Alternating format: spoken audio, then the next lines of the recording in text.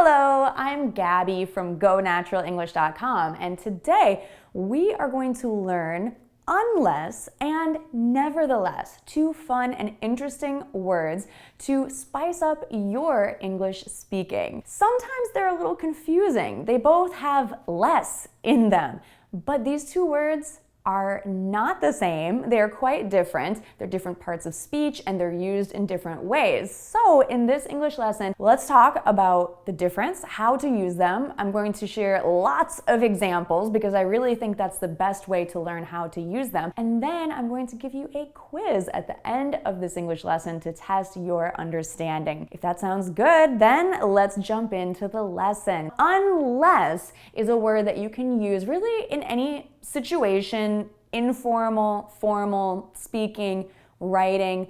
It's a really good word in any kind of situation. It is showing an exception. I think the best way to learn how to use unless is not really with an explanation of how to use it, but by listening to several examples. We will not make it on time, or we will not arrive on time unless we leave right now. The idea is that we're going to be late if we delay any longer. We must leave right now. The example again is we're not going to arrive on time unless we leave right now. You might say we must leave right now. We are going to be late. But you could make a more interesting sentence if you use unless.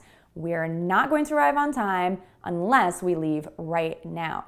Here's another example. We're not going to be healthy unless we eat our vegetables. So eating vegetables is a requirement for being healthy, right? So the exception here is eating vegetables. So we must eat vegetables in order to be healthy. You could think of unless as something that you must do in order to fulfill a requirement in the first part of the sentence. We are not going to improve our English very much unless we study a little each day. Unless you have a very good memory, it's important to review and repeat your studies.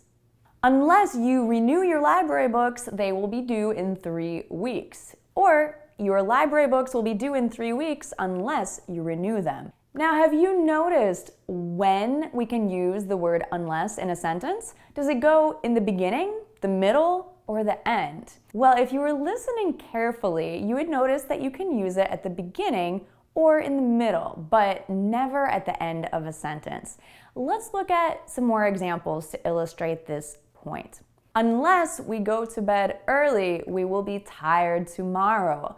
Or we will be tired tomorrow unless we go to bed early. Now, the only thing we need to note here is punctuation. So be careful because we need a comma when we start the sentence with unless. Unless we go to bed early, comma, we will be tired tomorrow. Now, what if we change the placement? We will be tired tomorrow unless we go to bed early. We don't need a comma here. I hope those examples were helpful about unless. Now let's talk a little bit about nevertheless. Nevertheless is a more formal academic word that is more likely to be used in a formal presentation, a lecture, or an academic essay.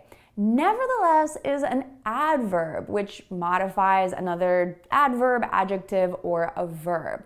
So it's talking about the way we do something. It's similar to in spite of, notwithstanding, or all the same. You could use these interchangeably. Many people think that you cannot use nevertheless at the beginning of a sentence, but that's not true. You definitely can use nevertheless to begin your sentence. However, just be careful because we're always referring to a previous idea here. I can't just walk up to someone and start talking without any context and start my sentence with the word nevertheless. I mean, I could, but it wouldn't make any sense. Let's look at some examples.